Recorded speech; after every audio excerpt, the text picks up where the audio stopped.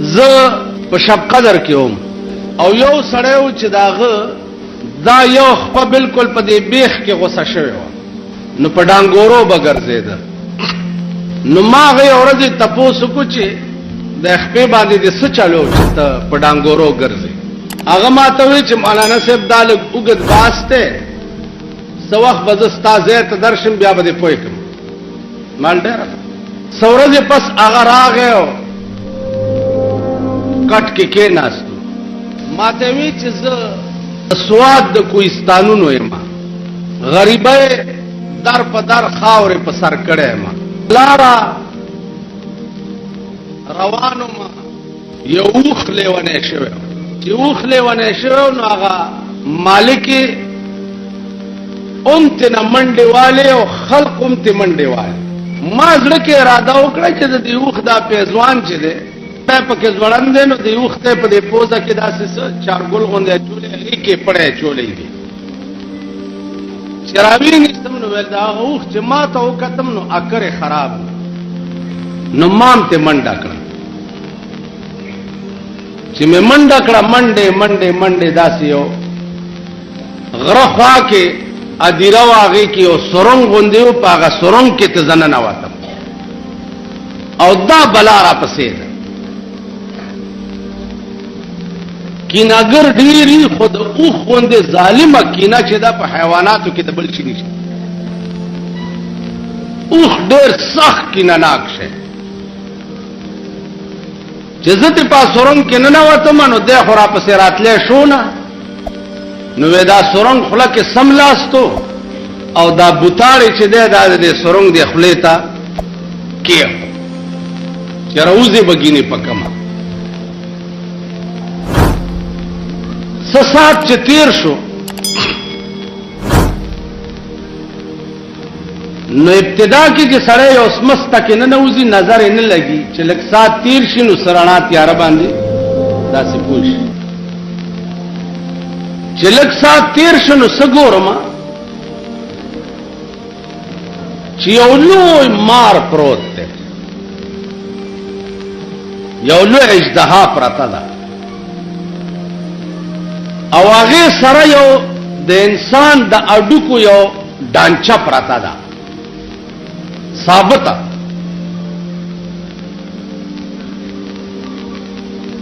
او د هغه مار په سر باندې د دې نوکمره یو لړم ده تک سپین لړمانو کې ډېر اقسام خدای دې امان راکړي دې ځمکې لاندې هغه اشیاء دي چې الله دې ته امان راکړي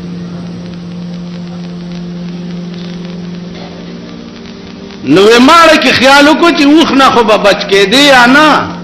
دې بلا نه به دې څوک بچ کړي دا دومره لوی اژدها او بیا په سر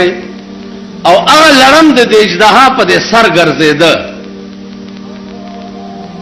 نو دې اژدها د هغه لړم د یارې رپ نه والو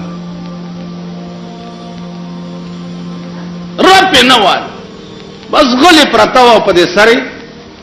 سر سر غوندې आवाज د دې لړم زما غوږو ته بم راتلو او ډېر په قهر لږ سات بچ تیر شنو دا سر نه به کوشو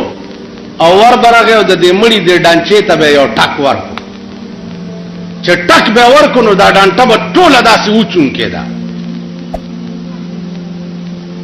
بیا برغه د دې په سر به ګرځېده بیا به سات پشکو شو بیا به ورغه د دې سر لا به ټک ورکو د دې مړی دې سر لا نو بیا به داسې چون غوندې आवाज پکې وشو اډکې مې خیال وکړو چې لارې تباه شوې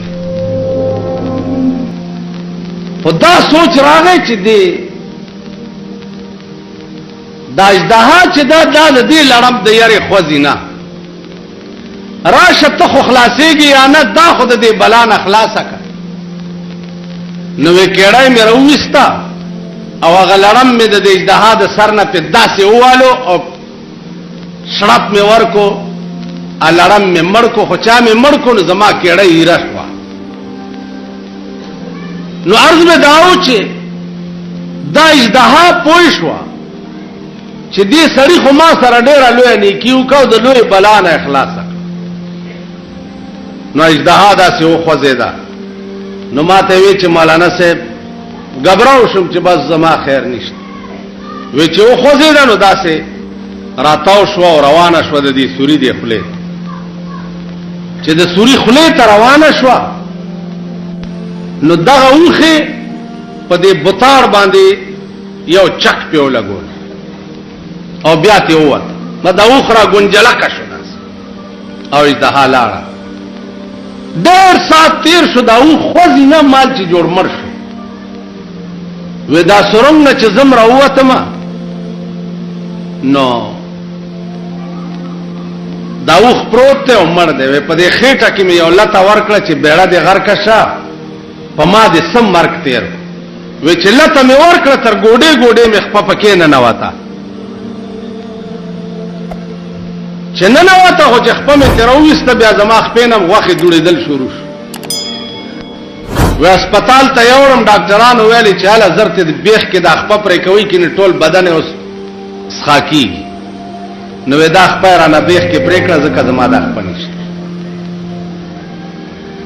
عزیزانو دا قسم واقعات دا ما په خپل هغه سړی راته په شب قدر کې نن نه تقریبا 3-4 کاله مخکې